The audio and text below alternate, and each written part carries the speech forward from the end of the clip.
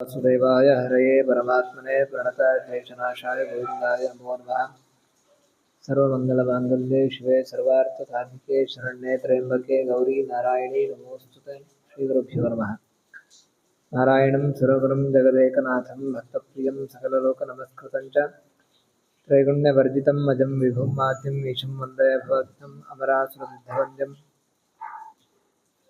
नारायणं नमस्कृत्य नरं चैव नरोत्तमं देवीं सरस्वतीं व्यासं ततो जयमुदीरयेत्।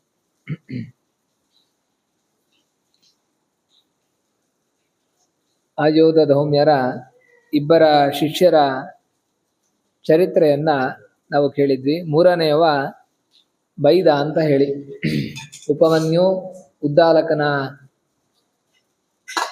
ಗುರುಭಕ್ತಿಯನ್ನ ನಾವು ನೋಡಿದ್ವಿ. ಮೂರನೆಯವ ಬೈದ ಅಂತ ಅವನ ಹೆಸರು. ಅವನಿಗೆ ಬೇರೆ ಏನೋ ಹೊರಗಡೆ ಏನೋ ಕೆಲಸ ಕೊಡಲಿಲ್ಲ, ಆಶ್ರಮದಲ್ಲಿಯೇ ನೀನು ವಾಸ ಮಾಡಿಕೊಂಡು ಸೇವೆಯನ್ನು ಮಾಡಿಕೊಂಡಿರು ಅಂತ ಹೇಳಿ ಗುರುಗಳು ಅವನಿಗೆ ಕೆಲಸವನ್ನು ಕೊಟ್ಟಿರ್ತಾರೆ. ಹೇಗೆ ಒಂದು ಎತ್ತು ಯಾವ ರೀತಿಯಾಗಿ ಭಾರಗಳನ್ನೆಲ್ಲ ಹೊತ್ತು ತಾನು ಶ್ರಮ ವಹಿಸ್ತದೆ, ಅದೇ ರೀತಿ ಬೈದನು ಕೂಡ ಆಶ್ರಮದ ಏನೆಲ್ಲ ಸಾಮಾನುಗಳಿರ್ಬೋದು ಅಥವಾ ಸಮಿತಿಗಳಾಗಿರ್ಬೋದು ಇದೆಲ್ಲವನ್ನು ಕೂಡ ತಾನು ಅಷ್ಟೇ ಶ್ರಮ ವಹಿಸಿ ಕೆಲಸವನ್ನು ಮಾಡ್ತಾ ಇರ್ತಾನೆ. ಬಹಳ ತುಂಬ ಸಮಯದ ನಂತರ ಯಾವುದೇ ಕಷ್ಟ ಆದರೂ ಕೂಡ ಅದಕ್ಕೆ ಹೇಳ್ತಾರೆ ಶೀತೋಷ್ಣ ಕ್ಷುತು ತೃಷ್ಣ ದುಃಖ ಸಹ ಸರ್ವತ್ರ ಅಪ್ರತಿಕೂಲ ಅಂತ. ಅವನಿಗೆ ಮಳೆ ಬಂತು, ಹಾಗೆ ಹಾಗೆಲ್ಲ ರೈನ್ ಕೋಟ್ ಏನಿರಲಿಲ್ಲ, ಮಳೆ ಬಂದರೂ ಕೂಡ ತನ್ನ ಕೆಲಸ ತಾನು ಮಾಡಲೇಬೇಕಿತ್ತು. ತುಂಬ ಸೆಕೆ, ಎ ಸಿ ಇಲ್ಲ, ತನ್ನ ಕೆಲಸ ತಾನು ಮಾಡಲೇಬೇಕಿತ್ತು. ಇನ್ನು ಹಸಿವಾಯಿತು, ಬಾಯಾರಿಕೆ ಆಯಿತು, ಏನಾದರೂ ಕೂಡ ಅದೆಲ್ಲವನ್ನು ಕೂಡ ತಡೆದುಕೊಂಡು ಸಹಿಸಿಕೊಂಡು ಆ ಕೆಲಸವನ್ನು ಅವನು ಮಾಡಬೇಕಿತ್ತು. ಆ ರೀತಿಯಾಗಿ ಎಲ್ಲವನ್ನು ಕೂಡ ಅವನು ಸಹಿಸಿಕೊಂಡು ಗುರುಗಳ ಆಜ್ಞೆಯಂತೆ ಅವರು ನಿಯೋಜಿಸಿದಂತಹ ಕೆಲಸವನ್ನ ತುಂಬಾ ಸಮಯಗಳ ಕಾಲ ಮಾಡ್ತಾ ಇರ್ತಾನೆ. ಅವನನ್ನ ಪರೀಕ್ಷೆ ಮಾಡಿ ಇಷ್ಟು ಸಮಯವೂ ಕೂಡ, ಒಂದು ದಿವಸವೂ ಕೂಡ ತಾನು ಏನು ಯಾವ ಕೆಲಸವನ್ನ ಕೊಟ್ಟಿದ್ದೇನೆ ಅದರಲ್ಲಿ ಒಂದು ಚೂರು ಕೂಡ ಅವನಿಗೆ ಶ್ರದ್ಧೆ ಅನ್ನುವಂಥದ್ದು ಕಮ್ಮಿ ಆಗಲಿಲ್ಲ ಅಂತ ಅನ್ನೋದನ್ನು ಗಮನಿಸಿಕೊಂಡು ಅವನಿಗೆ ವಿಶೇಷವಾದಂತಹ ಶ್ರೇಯಸ್ಸನ್ನ ಅನುಗ್ರಹವನ್ನು ಮಾಡ್ತಾರೆ. ಸಕಲ ಶಾಸ್ತ್ರದಲ್ಲಿಯೂ ಕೂಡ ಅವನಿಗೆ ಆ ಒಂದು ಜ್ಞಾನವನ್ನ ಪಡೆಯುವಂತೆ, ಸಕಲ ಶಾಸ್ತ್ರ ವೇತೃತ್ವ ಆಗುವಂತೆ ಅವನಿಗೆ ಅನುಗ್ರಹವನ್ನ ಮಾಡ್ತಾರೆ. ಹೀಗೆ ನಂತರ ಅವನು ತಾನು ಆಶ್ರಮದಿಂದ ಗುರುಗಳ ಅಪ್ಪಣೆಯನ್ನ ಪಡೆದುಕೊಂಡು ತಾನು ತನ್ನ ಸಾಧನೆಯನ್ನ, ತನ್ನ ಜೀವನವನ್ನ ಮುಂದುವರೆಸ್ತಾನೆ.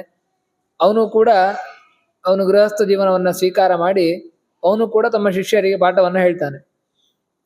ಅವನಿಗೂ ಕೂಡ ಶಿಷ್ಯರಿರ್ತಾರೆ, 3 ಜನ ಶಿಷ್ಯರಿರ್ತಾರೆ. ತಸ್ಯಾಪಿ ಸ್ವಗೃಹೇ ವಸತಸ್ತ್ರಯ ಶಿಷ್ಯ ಬಭೂವು. ಅವನಿಗೂ ಕೂಡ 3 ಜನ ಶಿಷ್ಯಂದಿರು. ಸ ಶಿಷ್ಯನ ಕಿಂಚಿದುವಾಚ ಕರ್ಮವಾ ಕ್ರಿಯತಾಂ ಶುಶ್ರೋವಾ ಇತಿ. ಆದರೆ ಗುರುಗಳಿಗೆ ತದ್ವಿರುದ್ಧವಾದಂತಹ ಶಿಷ್ಯ ಇವನು. ಆಯೋಧ ಧೌಮ್ಯರು ತನ್ನ 3 ಬೇರೆ ಬೇರೆ ರೀತಿಯಾದಂತಹ ಪರೀಕ್ಷೆಯನ್ನು ಮಾಡಿ ಅನುಗ್ರಹವನ್ನು ಮಾಡಿರ್ತಾರೆ.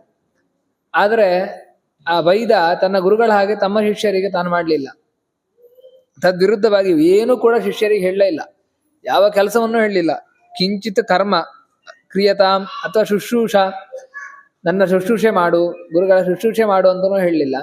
ಅಥವಾ ಆಶ್ರಮದ ಯಾವುದೇ ಕೆಲಸವನ್ನು ಕೂಡ ಹೇಳಲಿಲ್ಲ. ಯಾಕೆ ಅಂತ ಹೇಳಿದ್ರೆ ದುಃಖಾಭಿಜ್ಞ ಗುರುಕುಲವಾಸಸ್ಥ್ಯ ಶಿಷ್ಯಾನ್ ಪರಿಕ್ಲೇಶನ ಯೋಜಯಿತು ನ ಯೇಷ. ತಾನು ಗುರುಕುಲದಲ್ಲಿ ದುಃಖವನ್ನ ಅನುಭವಿಸಿದ್ದಾನೆ. ಅಂದ್ರೆ ಅದು ಗುರು ಶುಶ್ರೂಷೆ, ದುಃಖ ಆದ್ರೂ ಕೂಡ ಆ ಒಂದು ಶರೀರಕ್ಕೆ ಶ್ರಮವಾದ್ರೂ ಕೂಡ ಗುರುಗಳ ಸೇವೆ ಅಂತ ಹೇಳಿ ಮಾಡಿದ್ದಾನೆ. ಅದೇ ರೀತಿ ತನ್ನ ಶಿಷ್ಯರಿಗೆ ಆ ರೀತಿಯಾದಂತಹ ಒಂದು ಶ್ರಮವನ್ನ ಕೊಡಬಾರದು ಅನ್ನುವ ದೃಷ್ಟಿಯಲ್ಲಿ ತನ್ನ ಶಿಷ್ಯರಿಗೆ ಯಾವುದೇ ರೀತಿಯಾದಂತಹ ಕೆಲಸವನ್ನು ಕೂಡ ಹೇಳಲಿಲ್ಲ. ಯಾವ ರೀತಿ ತನ್ನ ಶುಶ್ರೂಷೆಯನ್ನು ಮಾಡಕ್ಕೆ ಹೇಳಲಿಲ್ಲ, ಅಥವಾ ಗೋ ಸೇವೆ ಆಗ್ಬೋದು ಅಥವಾ ಆಶ್ರಮದಲ್ಲಿ ಬೇಕಾದ ಬೇರೆ ಬೇರೆ ಕೆಲಸಗಳನ್ನು ಯಾವುದನ್ನು ಕೂಡ ಹೇಳದೆ ತನ್ನ ಶಿಷ್ಯರಿಗೆ ಪಾಠವನ್ನ ಮಾಡ್ತಾನೆ.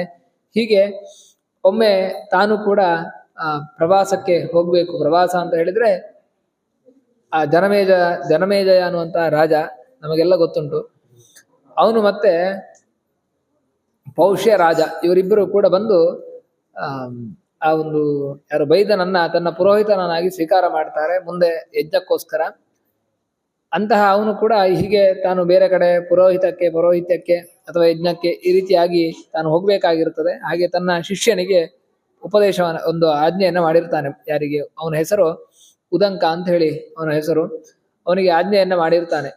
ನಾನು ಇಲ್ಲದಿದ್ದಾಗ ಆಶ್ರಮದಲ್ಲಿ ಏನಾದ್ರೂ ನನ್ನ ಉಪಸ್ಥಿತಿ ಇದ್ದು ಏನು ಕೆಲಸ ಆಗ್ಬೇಕೋ ಅದರ ಜವಾಬ್ದಾರಿಯನ್ನು ನೀನು ನಿರ್ವಹಣೆ ಮಾಡಬೇಕು ಅಂತ ಹೇಳಿ ಅವನಿಗೆ ಹೇಳಿ ತಾವು ಕಾರ್ಯನಿಮಿತ್ತವಾಗಿ ಅನ್ಯ ಪ್ರದೇಶಕ್ಕೆ ತೆರಳಿರ್ತಾರೆ.